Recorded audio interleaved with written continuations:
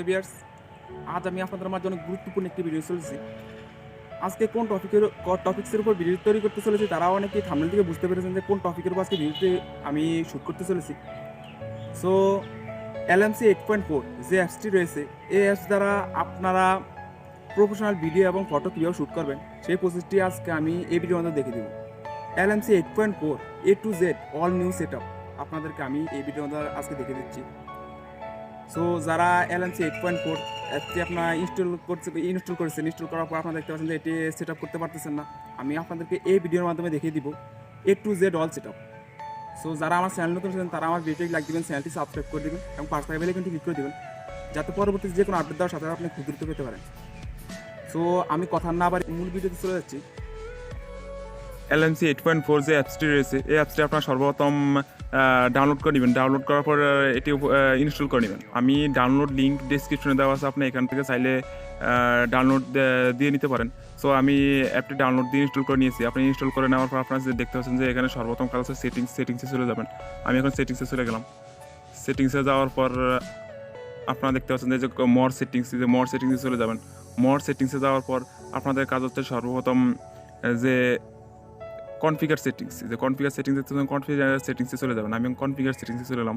যাওয়ার পরে save settings দেখতে পাচ্ছেন, সেভ সেটিংসে চলে যাবেন। সেভ সেটিংসে যাওয়ার পর আপনি এখানে do you went to save configure, আপনি একটি কনফিগার এখানে সেভ করে নেবেন। আপনি আপনার নামে সেভ করে নিতে পারেন বা যে কোনো নামে আপনি সেভ করতে পারেন। আমি আমার নামে একটি কনফিগার সেটিংস সেভ করে নিলাম। সেভ করে নেওয়ার পর আপনি এখান থেকে চলে যাবেন। আমি এখান থেকে বের হয়ে যাব। বের হয়ে যাওয়ার পর আপনার সর্বপ্রথম কাজ হচ্ছে যে কিছু জিপ ফাইল আপনারা ডাউনলোড করে নেবেন। এই জিপ ফাইলগুলো আপনারা কোথা থেকে ডাউনলোড করবেন এই নিয়ে ডিসক্রিপশনে একটি লিঙ্ক দেওয়া আছে, আপনি ওখান থেকে ডাউনলোড করে নিতে পারেন। সো জিপ ফাইলগুলো ডাউনলোড করার পর আপনি এই যে দেখতে পাচ্ছেন, আমি এখন জিপ ফাইলগুলো ওপেন করলাম। এই যে জিপ ফাইলগুলো ডাউনলোড করার পর আপনি এটি কপি করবেন। কপি করার পরে LMC 8.4 পেস্ট করে দিবেন। এই যে LMC 8.4 এখানে পেস্ট করে দেওয়ার পর আপনি এখান থেকে বের হয়ে চলে যাবেন। আমি এখন এখান থেকে চলে যাব। যাওয়ার পর আপনি দেখতে পাচ্ছেন যে LMC 8.4 অ্যাপসটি ওপেন করবেন। আমি এখন অ্যাপসটি ওপেন করলাম। ওপেন করার পর আপনার এখন কাজ হচ্ছে যে আপনি একটি ফটো শ্যুট করবেন। একটি ফটো শ্যুট করতে হলে আপনি সর্বপ্রথম এই যে এখানে ডাবল ক্লিক করবেন। আপনার যেখানে ফটো শ্যুট বাটন রয়েছে, শ্যুট বাটনের বামে এবং ডাইনে ডাবল ক্লিক করবেন।